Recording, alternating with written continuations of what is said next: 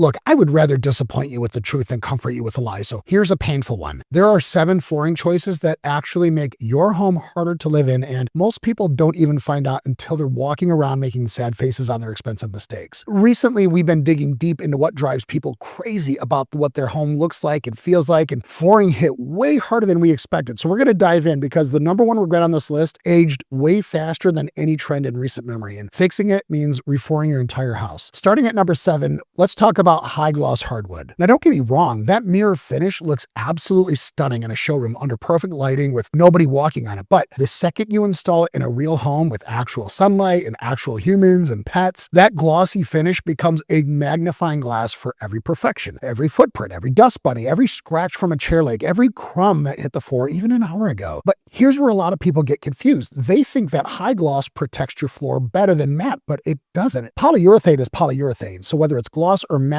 the armor is going to be the same. The thing is, gloss is a spotlight, whereas matte is a forgiving friend who pretends not to notice all your flaws. So the fix here is to choose a matte or a satin finish if you have the option. Matte gives hardwood a natural richness that actually looks more expensive in person, and satin, that sort of hits a sweet spot. It has a gentle sheen without turning your floor into a mirror. Both of those finishes are going to hide daily wear beautifully, and if you already have high gloss floors, you can have them screened and refinished to a lower sheen without having to do a full sand down. And that's going to cost a fraction of what replacement, and it's going to completely change how the room feels. Number 6, these are small tiles with busy grout lines. You know, those mosaic style or 4x4 tiles that used to kind of go everywhere, like bathrooms and kitchens and entryways. Yeah, they look great on day 1, but by month 6, those grout lines have absorbed every substance known to science and a few that aren't yet. If you've ever spent Saturday morning on your hands and knees with a toothbrush trying to restore grout to its original color, hey, congratulations, you've unlocked the least rewarding hobby in residential home ownership. Grout doesn't age gracefully either. It ages like a white couch in a house with toddlers, slowly, irreversibly, in a way that makes you just question every decision that led to this moment. The fix here is large format tiles. These are 12 by 24 at a minimum. Fewer grout lines means a cleaner, more modern look with dramatically less time spent in positions that your chiropractor would not approve of. Match your grout color to your tiles so that the lines disappear rather than dominate. And if you want visual interest, let the tile itself do the work with a subtle vein or texture instead of relying on 40 square feet of grout to create detail. Number 5, this is having too many flooring types in one home. Tile in the kitchen, carpet in the bedrooms, laminate in the hallway, hardwood in the living room. Your home stops feeling like one cohesive space, and it starts feeling like a neighborhood where every house was built by a different contractor who didn't even talk to the other one. Every doorway becomes this jarring transition. Every threshold is a strip or a visual speed bump. And those metal strips that are connecting 2 different floors, those are basically the comb over of interior design. Everybody knows what you're trying to hide. It's not working, and you're the only person in the room who thinks it looks natural. But when the floor changes under your feet every time you cross a doorway, your brain is going to register each room as a separate box instead of being part of a cohesive home. So limit your home to maybe 2, 3 flooring types max, and pick one primary floor type and run it throughout as many rooms as possible. Use tile only where you genuinely need water resistance. And when you do transition between materials, choose something that's flush and subtle. The goal here is a home that's flowing, not a flooring showroom where every aisle is a different product. Number 4, this is going too dark. Think espresso or near black, deep walnut stains. These floors look absolutely stunning in magazine spreads, and well, they should, because that 6-figure photographer that the flooring company hired, they spent 45 minutes of making sure that no human or no animal or no speck of dust was within 50 feet of that hermetically sealed floor before the shutter clicked. But here's what the magazines can't show you: what dark floors do to the room that they're in, because dark floors absorb light. They have this weird effect where they can pull the ceiling down and pull the walls inward. A room that felt open and airy with medium toned floors suddenly feels like you're wearing a turtleneck in July when you make the floors dark. And they also lock you into a design corner because every other choice in the room now has to fight against a floor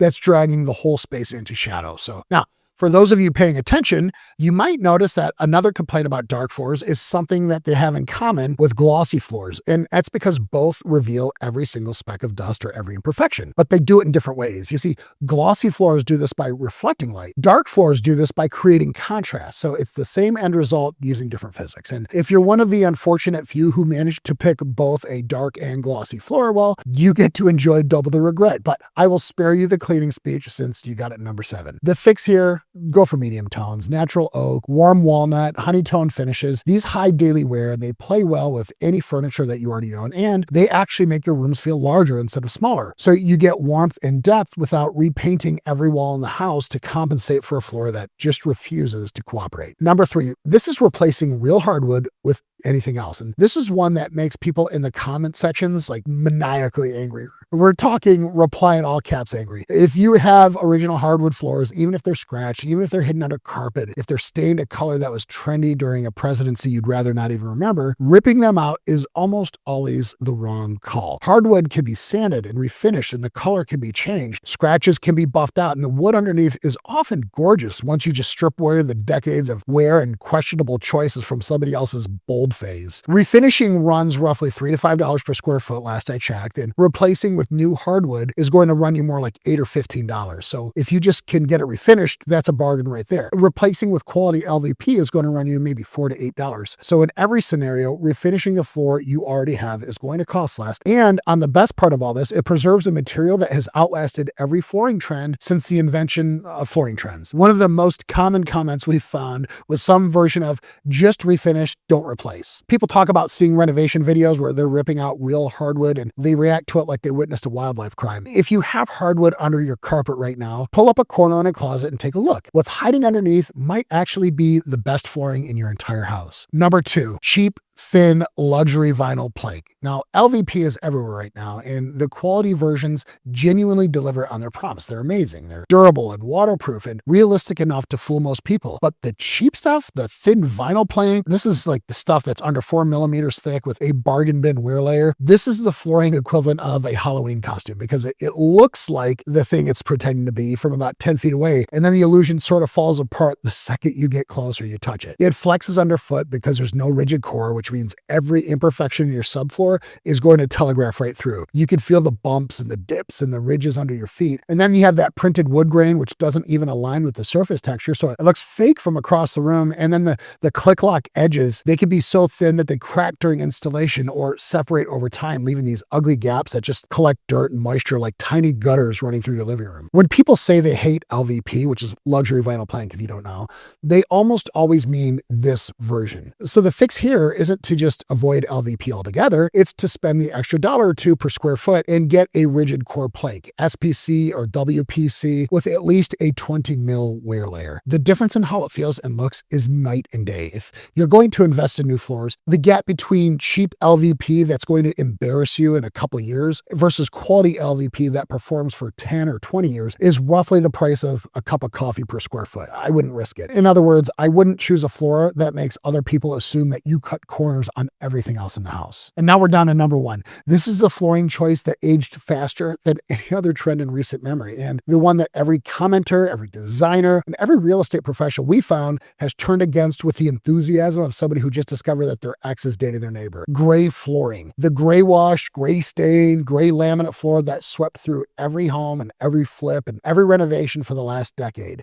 Builders loved it and flippers loved it. Home shows even featured it constantly, and for a while, it genuinely looked fresh and modern, and this cool contemporary alternative to modern traditional wood was really neat. But then it kept going, and suddenly every open house, every rental, every spec home, every, hey, we flipped this home in 6 weeks home reveal had the same gray floor, and that entire trend collapsed under the weight of its own ubiquity. If you walk into a home today with gray floors and the first thought is either flip or 2016, it becomes the live, laugh, love sign of flooring. It had a moment, and that moment ended. So now it's just sitting there reminding everybody what year you made your last decorating decision. Wood isn't naturally gray. Your eye knows that. It always knew that. According to recent industry surveys, warm wood tones now dominate at 46% preference. Gray has dropped below 10. If you have gray floors right now, you don't need to rip them out tomorrow, but you can counteract them. Have some warm paint, warm textiles, area rugs and natural tones, or some wood furniture to offset that coolness. And if you're choosing new flooring right now, go with a warm natural tone and never look back. Your floor should look like it came from a tree, not from a mood ring that got stuck on sand. All right, so now that I've spent our time together telling you everything wrong with your floors, I made a companion video on the flooring choices that people genuinely love living with. It's right here, and the number 1 answer has outlasted every single trend for the last 100 years. Have a look, and we'll see you there.